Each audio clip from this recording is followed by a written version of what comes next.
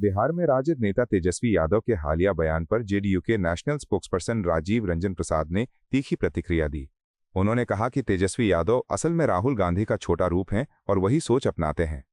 प्रसाद ने आरोप लगाया कि देश की प्रतिष्ठा को दांव पर लगाने वाली राजनीति करना बेहद गैर जिम्मेदाराना है। उन्होंने कहा कि राष्ट्रीय मुद्दों पर गंभीरता और परिपक्वता जरूरी होती है, लेकिन विपक्ष के कुछ नेता राजनीतिक लाभ के लिए बयानबाजी करते हैं। जेडीयू प्रवक्ता ने कहा कि देश की छवि और सम्मान से जुड़ी बातों पर राजनीति नहीं होनी चाहिए। राजीव रंजन प्रसाद ने यह भी कहा कि जनता अब ऐसी राजनीति को समझ चुकी है और आने वाले समय में जवाब देगी। उन्होंने विपक्ष से आग्रह किया कि वो सकारात्मक राजनीति करे और राष्ट्रीय हितों को सर्वोपरि रखे। तेजस्वी यादव दरअसल राहुल जी के ही संक्षिप्त संस्करण है। जैसा राहुल जी सोचते हैं वैसे ही जंगल राज की युवराज भी सोचते हैं। इस तरह से पूरे देश की प्रतिष्ठा को दांव पर लगाना और इसकी सराहना करना और इसे न्यायोचित ठहराना, ये तेजस्वी यादव जैसे नेता ही कर सकते हैं। दरअसल एआई समिट एआई के क्षेत्र में भारत का जो वर्चस्व है, जो स्थापित हो सकता है, जो गरीब मुल्कों और विकासशील राष्ट्रों की अगुवाई का अवसर दे सकता है, एआई तकनीक को लेकर के जो पूरी दुनिया में चीन और अमेरिका की श्रेष्ठता है, उनके मुकाबले भारत की एक मजबूत धमक दे सकता है। उस विश्व स्तरीय प्रतिष्ठित आयोजन में जिस तरह की घटनाएं घटी हैं, इसकी कठोरतम शब्दों में सबों को निंदा करनी चाहिए। और तेजस्वी जी से बेहतर अखिलेश यादव हैं, जिन्होंने कांग्रेस के नेताओं के इस आचरण को सही नहीं ठहराया। झारखंड में भाजपा प्रवक्ता प्रतुल शाहदेव ने कहा कि ममता बनर्जी ने इंडियन नेशनल कांग्रेस से दूरी बना ली है। उन्होंने कहा कि पिछले चुनावों में कांग्रेस पश्चिम बंगाल में खाता भी नहीं खोल पाई थी। प्रतुल शाहदेव ने कहा कि एक समय था जब कांग्रेस ने पश्चिम बंगाल में लंबे समय तक शासन किया, लेकिन अब वो इतिहास बन चुका है। उन्होंने दावा किया कि आज कांग्रेस 1 या 2 सीट के लिए संघर्ष कर रही है और बहुत कम वोट शेयर के साथ हाशिए की पार्टी बनकर रह गई है। उन्होंने कहा कि राजनीतिक परिदृश्य बदल चुका है और जनता नई नेतृत्व क्षमता को प्राथमिकता दे रही है।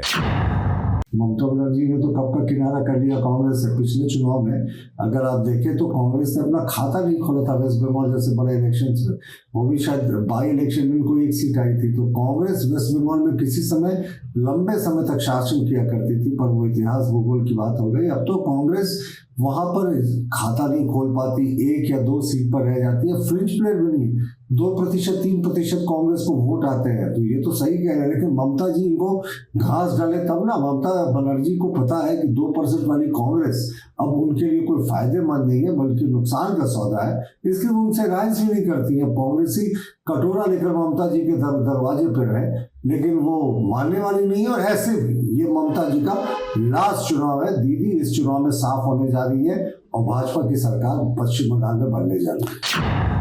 महिलाओं के खिलाफ घरेलू हिंसा को लेकर तालिबान के नए कानून पर भारतीय सूफी फाउंडेशन की नेशनल प्रेसिडेंट कशिश वारसी ने कड़ी निंदा की। उन्होंने कहा कि धर्म के नाम पर महिलाओं के साथ हिंसा को सही ठहराना बेहद चिंताजनक है। वारसी ने कहा कि इस्लाम शांति और सम्मान का संदेश देता है, लेकिन कुछ देश उसे गलत तरीके से प्रस्तुत कर रहे हैं। उन्होंने कहा कि महिलाओं के खिलाफ किसी भी प्रकार की सजा या हिंसा अमानवीय है।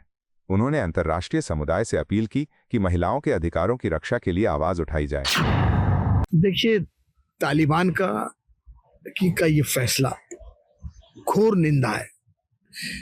मैं इसकी पुरजोर मजम्मत करता हूँ और मुझे हैरत तो इस बात की है, अफसोस ये है कि इस्लामी ममालिक अपने आप को कहते हैं, इस्लामी मुल्क कहते हैं, जो ज़ात औरत के लिए रहमत बन के आई, रहमतुल आलमीन की ज़ात, उससे पहले औरतें जिंदा जला दी जाती थी, जिंदा काट दी जाती थी। रसूलुल्लाह ने आके औरत को औरत की खूब दिलाए। उसके मानने वाले ये कह रहे हैं कि औरत को तब तक मारते रहो जब तक हड्डी ना टूटे, उसकी तब घरेलू हिंसा होगी हड्डी टूटने पे। अफसोस की बात है, अफसोस की बात है। औरत के लिए ये सोच अफसोस है। वो अगर मैके चली जाए अपनी मर्जी से तो उसे जेल में डाल दो। मुझे औरतों के हुकूक में ये एक जो है डकैती है।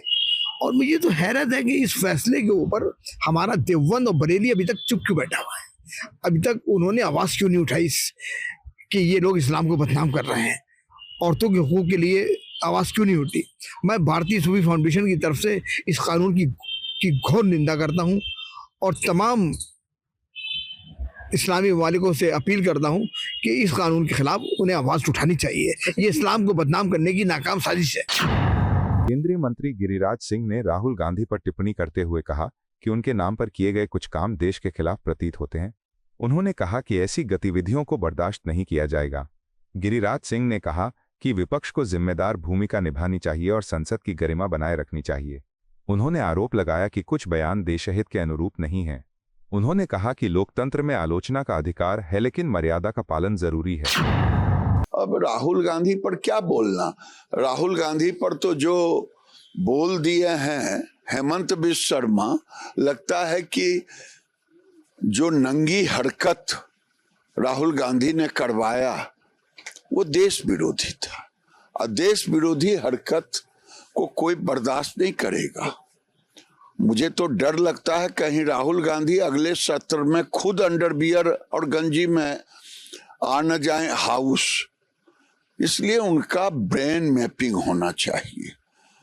और अब तो कांग्रेस के अंदर भी थू थू हो रहा है, कांग्रेस के बाहर भी आरजेडी थू थू कर रहा है, समाजवादी कर रहा है। इसलिए इनका ब्रेन मैपिंग होना चाहिए। क्या हेमंत बिस्वा शर्मा जो कह रहे हैं वो सही है या फिर ये देशद्रोही है। कांग्रेस नेता मणिशंकर अय्यर के बयान पर भाजपा के नेशनल स्पोक्सपर्सन सैयद शाहनवाज हुसैन ने कहा कि अय्यर अनुभवी और पढ़े लिखे नेता हैं। उन्होंने कहा कि इंडी अलायंस को मजबूत नेतृत्व की जरूरत है। हुसैन ने कहा कि यदि नेतृत्व की चर्चा हो रही है तो योग्य और अनुभवी व्यक्तियों पर विचार किया जाना चाहिए। उन्होंने राजनीतिक प्रतिस्पर्धा में स्पष्ट दिशा और रणनीति की आवश्यकता बताई। नहीं, ममता बनर्जी से तो ज्यादा सक्षम मणिशंकर अय्यर ही हैं, क्योंकि उनसे ज्यादा पढ़े लिखे हैं, आईएफएस रहे हैं, बहुत दिनों तक पार्लियामेंट में रहे हैं, और कांग्रेस को जरूरत है, इंडिया अलायंस को भी जरूरत है। तो मणिशंकर अय्यर को अगर बनाए इंडिया अलायंस का चीफ तो ज्यादा अच्छा होगा। वो उनका नाम कोई ले नहीं रहा है, इसलिए हम ले दिए हैं। उस पर चर्चा होनी चाहिए। इंडिया अलायंस नाम का कोई वस्तु धरती पे है नहीं, कोई ऑफिस है इसका, कहीं पे इसका कोई चेयरपर्सन है, कोई झंडा है, कोई कार्यालय है। ये सिर्फ मीडिया में नाम चलता रहता है इंडिया अलायंस के बारे में, ये तो वजूद में है ही नहीं। ये तो लोकसभा के चुनाव के बाद ही वो खत्म हो गया। इसको इन लोगों ने खुद ही अंतिम संस्कार इंडिया अलायंस का कर चुके हैं, इनके ही लोग। और फिर मणिशंकर अय्यर उसको जिंदा करना चाहते हैं तो खुद बन जाए। जेडीयू प्रवक्ता नीरज कुमार ने कहा कि जहां लोकतांत्रिक मूल्यों की रक्षा नहीं होती और धर्म के आधार पर नीतियां बनती हैं, वहां अन्याय बढ़ता है। उन्होंने कहा कि महिलाओं के साथ भेदभाव किसी भी रूप में स्वीकार्य नहीं है। नीरज कुमार ने कहा कि महिला सशक्तिकरण का दौर है और बेटियों को शिक्षा व समान अधिकार मिलना चाहिए। उन्होंने धर्म के नाम पर हिंसा को पूरी तरह गलत बताया। जहां लोकतांत्रिक मूल्यों की रक्षा नहीं होती है, जहां धर्म आधारित देश को चलाने की नीति तय होगी, वहां तो अन्याय ही अन्याय नजर आएगा। और महिलाओं के साथ जो व्यवहार किया गया और जिसको धर्म के आधार पर संरक्षण देने की बात कही गई है, यह बिल्कुल ही गैर वाजिब है।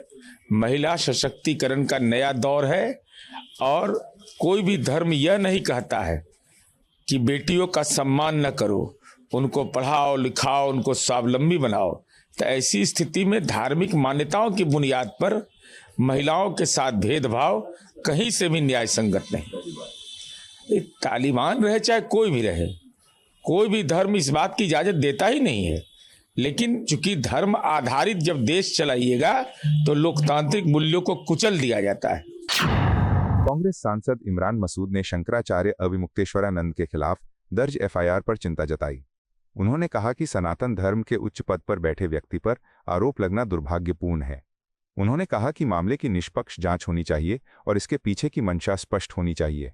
मसूद ने धार्मिक मामलों को संवेदनशील बताते हुए पारदर्शिता की मांग की। देखिए, इससे ज्यादा दुर्भाग्यपूर्ण कोई बात नहीं हो सकती कि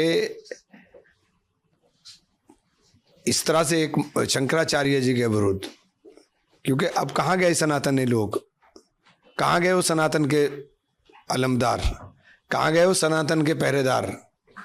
सबके मुंह पर ताले क्यों हैं? शंकराचार्य से बड़ा पद तो कोई होता नहीं।